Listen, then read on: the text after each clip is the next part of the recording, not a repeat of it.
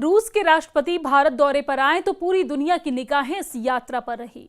हर कोई ये जानना चाह रहा था कि आखिर इस यात्रा में क्या होने वाला है, और हुआ भी कुछ ऐसा ही। भारत रूस के संबंध और ऊंचाई पर पहुंच गए।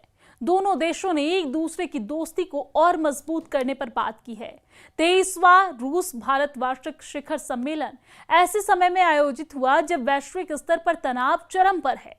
अमेरिका का भारत पर रूस के साथ अपनी दीर्घकालिक साझेदारी को कमजोर करने का दबाव बढ़ाए जाने का प्लान फेल हो गया है। अमेरिकी राष्ट्रपति डोनाल्ड ट्रंप की रूसी तेल पर पाबंदी काम नहीं आई और न ही भारत पर कड़े टैरिफ लगाने का तरीका ही काम आया। ये दोस्ती और परवान चढ़ती गई। प्रधानमंत्री नरेंद्र मोदी और राष्ट्रपति व्लादिमीर पुतिन के बीच हुई बैठक में एक स्पष्ट राजनीतिक संदेश छिपा है। हालांकि दोनों नेताओं ने पश्चिमी दबावों का सीधे तौर पर जवाब देने से परहेज किया, मगर इस शिखर सम्मेलन ने यह संदेश दिया है कि भारत अपनी सामरिक स्वायत्तता से समझौता करने को तैयार नहीं है और रूस के साथ उसके संबंध अमेरिकी मांगों से बाधित नहीं होंगे। अब पुतिन के दौरे के बाद अमेरिका के कान खड़े हो गए हैं। वो भारत से ट्रेड और टैरिफ पर बातचीत के लिए एक टीम भेज रहा है, जिसके साथ 10 से 12 दिसंबर तक बातचीत होगी।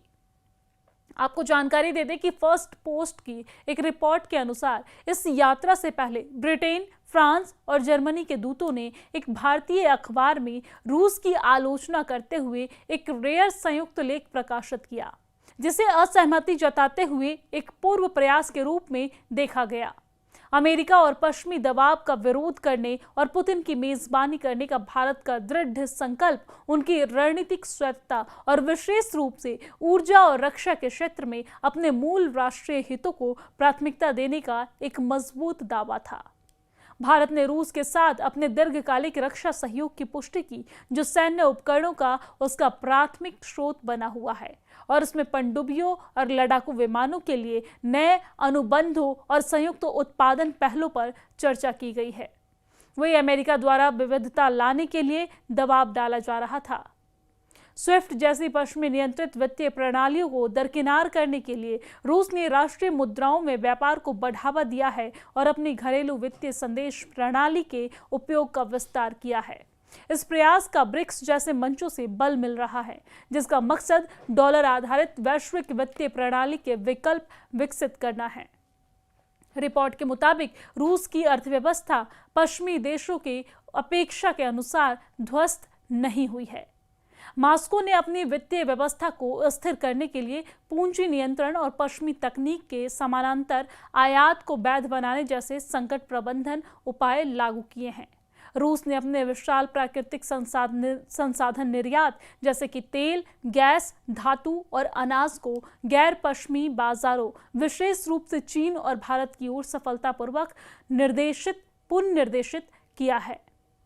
आपको जानकारी दे दें कि इसने तुर्की और संयुक्त अरब अमीरात जैसे मध्यस्थ देशों के माध्यम से नई आपूर्ति श्रृंखलाएं विकसित की है और तेल प्रतिबंधों को दरकिनार करने के लिए टैंकरों का एक छाया बेड़ा स्थापित किया है।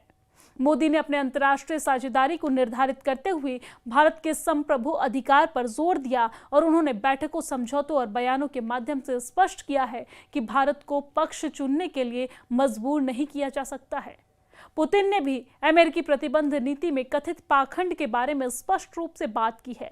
शिखर सम्मेलन से एक दिन पहले प्रसारित टिप्पणियों में उन्होंने वाशिंगटन द्वारा भारत से रूसी तेल की खरीद को रोकने के प्रयास पर सवाल उठाया, जबकि अमेरिका स्वयं रूसी परमाणु ईंधन का आयात जारी रखे हुए है। पुतिन ने कहा है कि अगर अमेरिका को हमारा ईंधन खरीदने का अधिकार है तो भारत को ये विशेषाधिकार क्यों नहीं मिलना चाहिए। निर्बाध तेल आपूर्ति, ऊर्जा सहयोग भारत रूस आर्थिक संबंधों की रीढ़ बना हुआ है। दोनों नेताओं ने इस शिखर सम्मेलन का उपयोग इसके दीर्घकालिक रणनीतिक महत्व को उजागर करने के लिए किया है। पश्चिमी प्रतिबंधों ने भुगतान और रसद चैनलों को जटिल बना दिया हो सकता है, लेकिन उन्होंने भारत की बुनियादी जरूरतों या रूस की उन्हें पूरा करने की इच्छा को नहीं बदला है। वार्ता के बाद संयुक्त संबोधन में पुतिन ने स्पष्ट आश्वासन दिया है कि रूस बढ़ती भारतीय अर्थव्यवस्था के लिए ईंधन की निर्बाध शिपमेंट बनाए रखेगा। उन्होंने जोर दिया है कि रूस तेल, गैस और कोयले का एक भरोसेमंद स्रोत बना हुआ है, जो भारत की ऊर्जा सुरक्षा के लिए अपरिहार्य संसाधन है।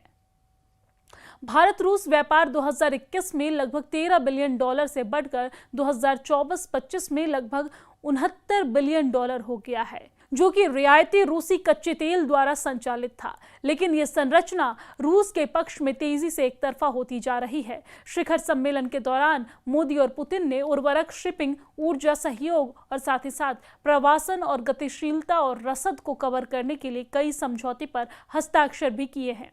पुतिन ने नए अंतर्राष्ट्रीय रसद मार्गों को विकसित करने के लिए भारत के साथ रूस के सक्रिय कार्य का उल्लेख किया है। साथ ही छोटे मॉड्यूलर परमाणु रिएक्टर और फ्लोटिंग परमाणु ऊर्जा संयंत्रों पर सहयोग का प्रस्ताव दिया।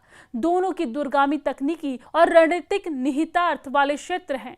इसके अलावा पुतिन ने खुलासा किया है कि दोनों देश राष्ट्रीय मुद्राओं का उपयोग करके पारस्परिक व्यापार करने की दिशा में लगातार आगे बढ़ रहे हैं, जो पश्चिमी नियंत्रित प्रणालियों से वित्तीय अलगाव और एक बहुध्रुवीय वैश्विक आर्थिक संरचना को मजबूत करने की दिशा में एक महत्वपूर्ण कदम है।